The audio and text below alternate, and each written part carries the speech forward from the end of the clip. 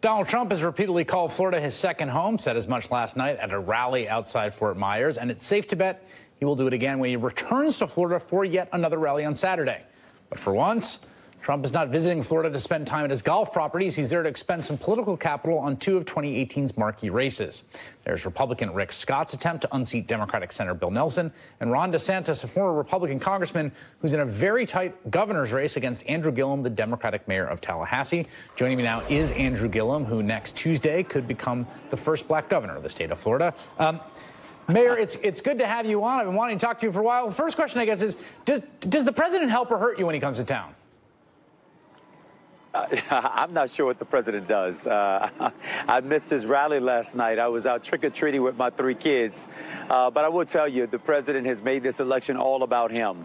The only benefit I have is that my opponent, Ron DeSantis, and the president seem to be twins at dividing, at stoking the politics of fear.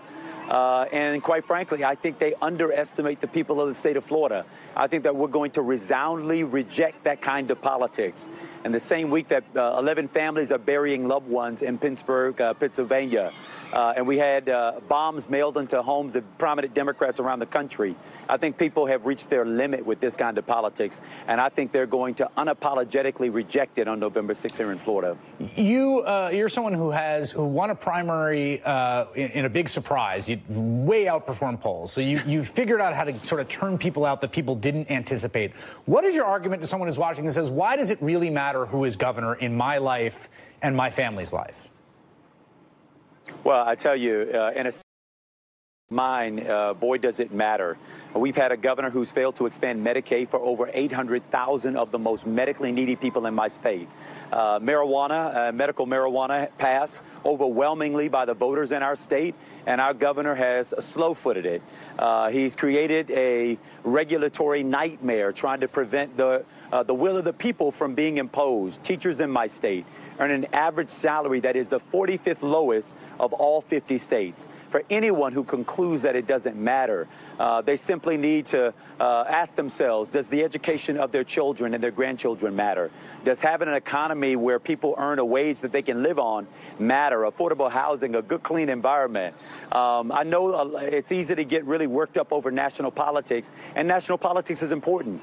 But for the people in my state, the office of governor has a much more everyday impact on our lives. And if you want to have something to do about that, then you need to vote. As I was always told, if you're not at the table, it means you're likely on the menu. If the people of my state want to get off the menu, it's time to get out there and vote. I want to play you something. Your opponent, Ron DeSantis, a Republican member of Congress, voted to repeal the Affordable Care Act. And like many people, he's been a little trying to distance himself from some of the implications of that vote. I want to play you what he had to say about support for pre-existing conditions and get your response. Take a listen.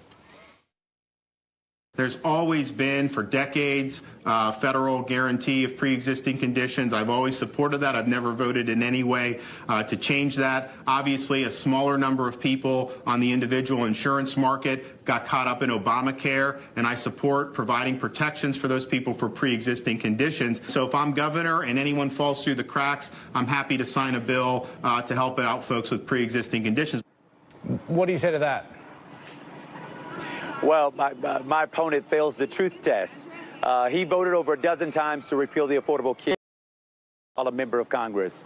He voted to allow insurance companies to discriminate against people based off of pre-existing conditions, to be able to charge them more and deny them coverage. There are a lot of issues upon which my opponent and I have real differences. Probably none are greater than on the issue of health care. He's opposed expanding Medicaid here in the state of Florida and pulling down $6 billion from the federal government and so doing. He has not protected folks with pre-existing conditions and, in fact, has done the opposite of that. Mr. DeSantis, quite frankly, has not demonstrated that he has much of a relationship with the truth over the course of this campaign. What I have run on, in fact, my opponent, I think, just put out a health care policy a week or two ago after running in this race for over a year without any willingness to talk about what he's going to do to expand access, lower costs, and ensure coverage for more people. Let me ask you this final question. So you've got a big state. It's a fascinating state with all kinds of different people at all sorts of different stages of life. Yeah. It's famously weird. I say that with love and affection. For those in your Hey, watch it. You know, well, so I'm going to say this. For those in your state who say, look, this Gillum guy, I kind of like him. Seems pretty good. I also like the president. The president says he's a bad guy. It's people who voted for the president or like the president but are maybe interested in Andrew Gillum. What is your message to them? Why should they vote for you if they also like President Trump? Well, I want them to vote for themselves. I mean, over the course of this race, we've been willing to go anywhere and talk to anybody. I was in Putnam County, a county that Trump won by double digits, and we had a room that could fit 600 people. We thought we might get 200. The room was not big enough to receive everybody. We've campaigned famously in the Villages, one of the most conservative areas of our state. Pensacola yesterday, across the northern panhandle, a very conservative part of the state. And look, I talk to folks as if they're human, not as if they're Republicans or Democrat. I was born to a mother who was a school bus driver and my daddy was a construction worker. As the fifth of 7 kids, I'm the first of my family to graduate from high school and the first to graduate from college. My lived experience better reflects that of the everyday people of this state over anybody else running. And maybe they don't agree with me on every single issue, but I'll tell you, I'm asking them to give me the only thing in life my mother ever told me to ask for, which is a chance. And I promise them with that chance, I promise to get up every single day working on their behalf to make this state a better place. I don't care who's on the other side, a president or a failed congressman. I am always going to be Team Florida. And if folks in this state give me the chance to serve, they're going to see that exactly. All right, Andrew Gillum, as the band strikes up there in the background, thank you for making some time. Yeah. Thank you. After this